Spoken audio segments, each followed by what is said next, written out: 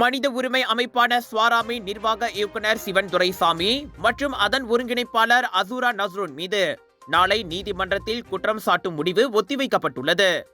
மறுபரிசீலனை செய்யும் பொருட்டு குற்றச்சாட்டு ஒத்திவைக்கப்படுவதாக விசாரணை அதிகாரிகள் இன்று மாலை அழைத்து அவ்விவரத்தை தெரிவித்ததாக ஸ்வாராம் உறுதிப்படுத்தியது.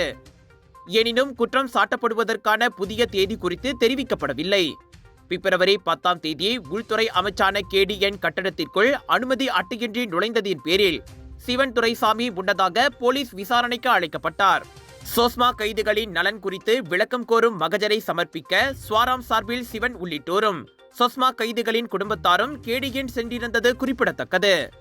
இந்நிலையில் ஜெலுத்தோங் நாடாளுமன்ற உறுப்பினர் RSN ராயர் இன்று நண்பகல் மக்களவையில் நடத்திய செய்தியாளர் சந்திப்பில் அவ்விருவரையும் குற்றம் சாட்டும் முடிவை அரசாங்கம் மறுபரிசீலனை செய்ய வேண்டும் என வலியுறுத்தியிருந்தார். அவர்களின் மகஜரை பெற்றுக்கொண்ட KDN கையெழுத்திட்டிருக்கிறது.